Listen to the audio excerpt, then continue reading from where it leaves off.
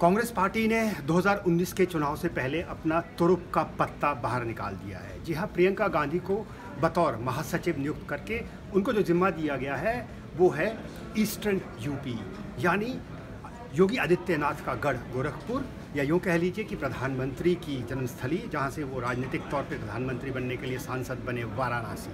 दोनों जगह की कमान उनको दी गई है इंचार्ज के तौर पर। हम चर्चा करेंगे। हमारे साथ यहाँ पर कार्तिकेय शर्मा है, जो काफ़ी लंबे अरसे से हमारे संपादक हैं, काफ़ी लंबे अरसे से कांग्रेस कवर करते रहे हैं, गांधी परिवार को कवर करते रहे हैं। सबसे पहले ये जानना चाहूँगा कार्तिकेय कि ये फैसला, या यूँ कहें कि क्यों लेट लिया गया या अभी क्यों लिया गया, टाइमिंग को देखते? देखिए संजय, ये फैसला इसलिए लिया गया कि बहुत समय बाद 2004 के बाद कोई ऐसी जीत थी जो राहुल गांधी उसका क्रेडिट ले सकते थे। मध्य प्रदेश, छत्तीसगढ़ और राजस्थान, क्योंकि कई सारी जीत थी वो कंटेस्टेड विक्ट्रीज जिसे कहते हैं। 2009 का चुनाव के राहुल का था या मनमोहन सिंह का, कुछ लोग बोलेंगे मनमोहन सिंह का, कुछ बोलेंगे राहुल का। तो कर्नाटक में जीत है या हार है, गुजरात में जीते थे या हारे थे, तो ये सब चीज़ें बड़ी कंटेस्टेड। हाँ, हारे थे, कांग्रेस चुनाव हारी थी, लेकिन हार में भी जीत हो रही थी क्योंकि कांग्रेस ने कड़ा मुकाबला दे दिया था बीजेपी को। तो इसलिए जो पूरी जीत है जिसमें कोई कंट्रोवर्सी नहीं है वो ये थी भाई, हाँ आप मरी पिटी पार्टी अपने पाँव पे खड़ी हो गई, आखिर स्थापित हो गई, वापस रेस में आ गई आप लोकसभा चुनाव के। दूसरा, प्रियंका का आना तय था, लेकिन प्रियंका ऐसी पोजीशन में नहीं आ सकती थी कांग्रेस पार्टी में जहाँ राहुल गांधी के लिए चैलेंज बन जाए। क्योंकि कुछ भी कहिए, शुरू में लोग कहते थे प्रियंका ज़्यादा करिश्मेटिक है, राहुल गांधी करिश्मेटिक नहीं है, प्रियंका का अपना चार्म है, राहुल ठीक से नहीं बोल पाते, वो अच्छी हिंदी बोलती हैं, वो हिंदी नहीं बोल पाते, उनमें खाटीपना है, इंदिरा की पहचान है, राहुल तो बाहर चले जाते। तो हर चीज़ में इतना कॉन्ट्रास्ट और इतनी कॉम्प्लेक्सिटीज़ थी और लोग इस तरह से तुलना करते थे। तो कहीं ना कहीं मुझे लगता है कि ये फैसला रोका गया था। और देखिए, ये चीज़ें पहले से तय थी। प्रियंका माँ का हाथ बटाती थी 99 में, तब राहुल गांधी मुझे याद पढ़ रहे थे। मुझे याद है 1999 के चुनाव मैंने बल्लारी से कवर किए थे कार्तिकेय, और उस वक्त एक दिन में जब रोड शो चल रहा था तो मैं प्रियंका से कम 4 जगह पे अलग से, जिसको हम टिक टैक बोलते हैं, बातचीत की थी। वो राजनीति में आना चाहती थी। दबी ज़बान में उन्होंने भी कहा कि अभी शायद उनको माताजी की तरफ से गो अहेड नहीं है। बिल्कुल, और तब से वो राजनीति में जुड़ी रही। नहीं, बिल्कुल। और ऐसा नहीं, कई सारे लोगों को खुद सोनिया गांधी ने बोला था कि प्लीज़ डोंट इनकरेज प्रियंका। कहने का मतलब है उनका मन साफ था कि राहुल आएगा, एक ही आदमी आएगा, वो राहुल गांधी आएगा। लेकिन कांग्रेस पार्टी की इतनी खराब हालत है कि अब ये फैसला बदलना पड़ा। आप समझिए क्यों हुआ है। अगर सब कुछ ठीक चलता तो प्रियंका गांधी नहीं आती। प्रियंका गांधी को लाने का सबसे बड़ा एक तो कारण ये है कि सब कुछ झोंका जा रहा है इस चुनाव में। दूसरा, एक डेटा एनालिटिक डिपार्टमेंट से भी एक फीडबैक लिया गया था यूपी में कि क्या करना है। उस फीडबैक के बेसिस पे ये फैसला लिया गया कि ईस्ट यूपी, जहाँ प्राइम मिनिस्टर की कॉन्स्टिट्यूंसी है, जहाँ योगी आदित्यनाथ का गढ़ है, वो प्रियंका को दिया जाए।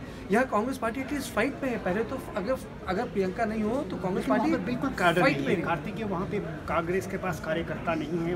बनारस की बात कर ले, अजय राय के पास उनके लोग हैं, वो पार्टी के लोग नहीं हैं। पार्टी पूरी तरह से बिखरी हुई है। बहुत बड़ी चुनौती और बहुत बड़ा स्टेटमेंट भी है कांग्रेस की तरफ से। बहुत बड़ी चुनौती। लेकिन मैं आपको एक उदाहरण देता हूँ कि किस तरीके से कई बार काडर के लॉजिक को चुनाव डिफाई कर देते हैं। मरी पिटी कांग्रेस की 10 सीटें 2004 में, मरी पिटी कांग्रेस की।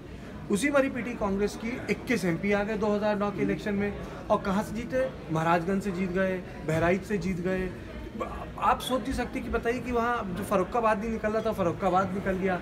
तो एक वोट सर्च हो जाता है। मैं नहीं कह रहा कि प्रियंका गांधी कोई वेव ला देंगी, वोट सर्च पे अभी आते हैं, वेव लाएगी या आंधी लाएगी। लेकिन काडर को क्या लगता है कि कांग्रेस के 2019 के जो नतीजे हैं उसमें प्रियंका के आने से कोई असर पड़ेगा, भारी असर पड़ेगा, या बहुत मार्जिनल असर? देखिए, असर इसलिए पड़ेगा, प्रियंका गांधी मुझे लगता है इंगेज करेंगी नरेंद्र मोदी को।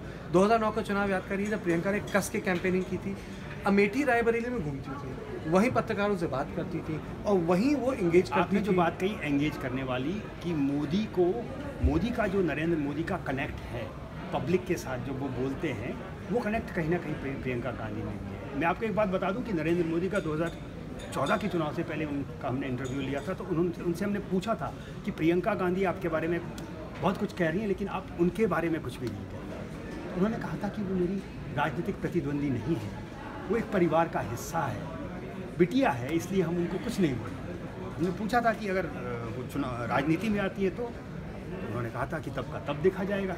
तो शायद ये वक्त आ गया है कि अब हम लोगों को बहुत ज़्यादा नोक झोंक वहाँ पर देखने को मिल सकती है। नहीं, नोक झोंक भी देखने को मिलेगी। और देखिए प्रियंका गांधी ऐसा नहीं है कि वो पॉलिटिकल नहीं है, मौका बहुत बाद में मिला है, मौका बहुत लेट मिला है प्रियंका गांधी को। प्रियंका गांधी की कांग्रेस पार्टी में अपनी टीम है, प्रियंका गांधी की अपने लोग हैं कांग्रेस पार्टी में, प्रियंका गांधी का अपना ऑफिस है जो राहुल गांधी के ऑफिस से अलग है। लेकिन बस इस श्रृंखला में बात यहाँ रुकती है कि प्रियंका गांधी सुपरसीड नहीं करेंगी राहुल गांधी को, साथ मिलकर काम करना पड़ेगा। क्योंकि देखिए पद बहुत बड़ा है, जिम्मेदारी एक तरह की उनको दी गई है, यानी ईस्टर्न यूपी। उसके बाद हो सकता है कि बड़ी प्रदेश में अगर उत्तर प्रदेश में देखें तो क्या आपको नहीं लगता है कि जिस तरह से वहाँ पर एक बीजेपी का अलग वहाँ पर जो अपस्विंग पर है 2017 के चुनाव के बाद भी देख लीजिए आप, वहाँ पर अपराइज पर ही है। ऐसा ही नहीं है कि नरेंद्र मोदी की वेव थी और उसके बाद भी वो अपने बहुत ज़्यादा सीटें जीत कर वहाँ पर आई है। और दूसरी जो विपक्ष के तौर पर सपा और बसपा का गठबंधन 24 साल के बाद दोनों इकट्ठा आए हैं, दोनों के अपने अपने वोटर्स और वोट बैंक है वहाँ पे। आपको नहीं लगता कि वहाँ पे अगर कांग्रेस अगर वोट लेती है प्रियंका के दम पर तो वो कहीं ना कहीं इस गठबंधन से आएगा और बीजेपी को वो फ़ायदा पहुँचाएगा? मैं इस पर थोड़ा सा डिफर करूँगा क्योंकि मेरा इस पर पर्सपेक्टिव अलग है। मेरा पर्सपेक्टिव ये कहता है कि जो बीजेपी का वोट बैंक है और जो कांग्रेस का वोट बैंक नहीं बोलूँगा, इसको ऐसे कहना चाहिए कि जो कांग्रेस पार्टी है वो बीजेपी के वोट बैंक को नुकसान करेगी। अगर कांग्रेस हिस्सा हो बसपा सपा का तो आप ये मान लीजिए निश्चित रूप से कि ब्राह्मण नहीं जाएगा अखिलेश और बहन जी के पास, कांग्रेस वो लौट के बीजेपी चला जाएगा। अभी इस वक्त सबसे ज़्यादा प्रॉब्लम ब्राह्मण वोट में उत्तर प्रदेश में, हर चीज़ तो बटी हुई है, 2-3 तरह के जो वोट हैं उसमें थोड़ी मूवमेंट की गुंजाइश है। एक ये वोट है अगड़ों का वोट जिसके लिए 10% आरक्षण और आखिरी अपने पड़ाव पर सरकार ने बिल्कुल, तो अगड़ों में भी केवल ब्राह्मण राजपूत वोट भी एक सब्सटेंशियली चला जाता है योगी आदित्यनाथ के जिस मठ से आते हैं, जो उनकी रिलीजियस सोशल स्टैंडिंग है, तो इसलिए वही एक वोट है। तो जब वो वोट शिफ्ट करेगा, वो वोट शिफ्ट तब करेगा जब कांग्रेस इनके साथ होगी, नहीं होगी तो वो वोट कटेगा और वो बीजेपी का कटेगा ना, वो वहाँ जाएगा नहीं बटेगा। उसी बटाई में सपा बसपा अच्छा कर सकती है। लेकिन हाँ, अभी कांग्रेस को तय करना है कि चुनाव सैक्रिफाइस करने के लिए लड़ा जाएगा या जीतने के लिए। मुझे लगता है माइक्रो अलायंसेज होंगी, छोटी अलायंसेज होंगी। तो इस चुनाव में ये नहीं कहा जा सकता कि ये आगे ये पीछे, इसे कहते हैं ना अंग्रेजी में, this is an election lot of ifs and buts. आपको लगता है कार्तिकी कि बीजेपी को प्रियंका के राजनीति में आने से परेशान होना चाहिए? मुझे लगता है बीजेपी बहुत बड़ी पार्टी है, देखिए कद पे जाना चाहिए इसको। कांग्रेस 50 से भी नीचे, बीजेपी बड़ी पार्टी है, सिंपल मेजॉरिटी की पार्टी है। लेकिन एक सुई से ही घाव हो सकता है, उस पर पस पड़ सकता है, सेप्टिक हो जाता है। तो ये कहते हैं ना कि भाई हाथी की सूंड में चींटी। अब मैं किसी को चींटी और किसी को हाथी नहीं कह रहा हूँ, कहने का मतलब ये है, डिस्क्लेमर देके अच्छा डिस्क्लेमर देखिए, मैं किसी को हाथी बोल रहा हूँ चींटी बोल रहा हूँ, साइज पे मत जाइए, देखिए कि वो घाव कितने गंभीर कर सकते हैं। वो कहते हैं ना देखने में छोटे लगे पर घाव करें गंभीर, तो ये हो सकता है भारतीय जनता पार्टी के साथ जाहिर तौर पर। तो जिस तरह से कार्तिकेय बता रहे हैं कि ये तुरुप का पत्ता भले ही लेकिन आज खोला गया हो, लेकिन इसकी तैयारी बहुत पहले से चल रही थी, डेटा एनालिसिस था। जिस तरह से कार्तिकेय ने कहा कि जो ईस्टर्न यूपी है वहाँ पर कांग्रेस का एक वक्त में गढ़ हुआ करता था। जो पुराने लोग हैं वहाँ पर आज भी इंदिरा को याद करते हैं, इंदिरा गांधी को पहचानते हैं। उसके बाद न जाने कितनी सत्ताएं आई, कितनी सरकारें बनी, लेकिन कांग्रेस के जो लोग हैं आज सुबह से ही, इससे पहले कि प्राइम टाइम में हम टीवी वाले शोज़ चलाएं और वहाँ पर कहें इंदिरा और प्रियंका का कंपैरिजन करके तस्वीरें दिखाने लगे, उनकी साड़ी देखिए या उनके बाल देखिए या उनकी कटकाठी देखिए, उनका मुस्कुराहट देखिए, उससे पहले ही कांग्रेसमैन ने कहना शुरू कर दिया, कंपेयर करना कि ये इंदिरा की पोती। देखिए जैसे कि आपने बोला, लेकिन मैं बोलूँगा जैसे कहते हैं ना टीवी में, आपने बोला प्राइम टाइम एजेंडा सेटिंग, ये बहुत दिनों बाद पॉजिटिव एजेंडा सेटिंग हुई है कांग्रेस के लिए।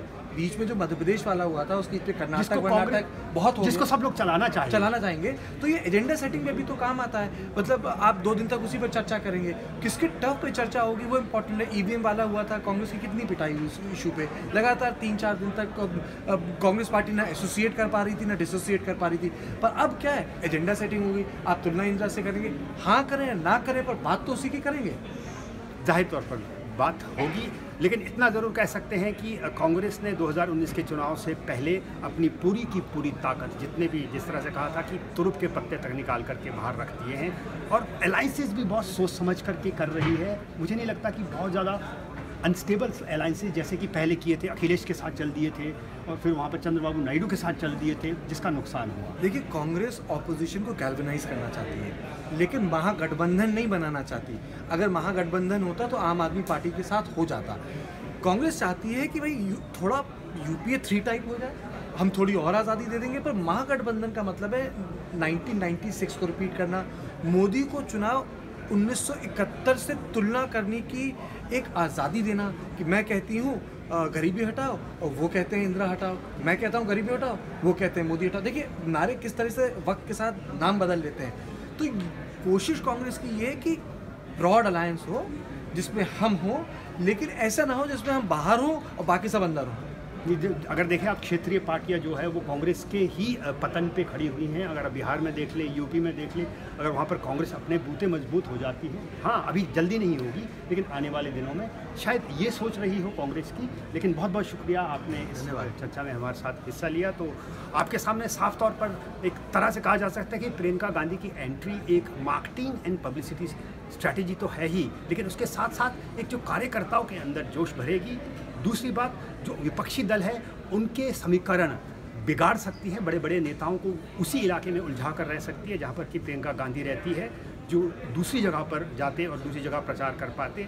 मुझे लगता है कि यही स्ट्रैटेजी कांग्रेस की रही।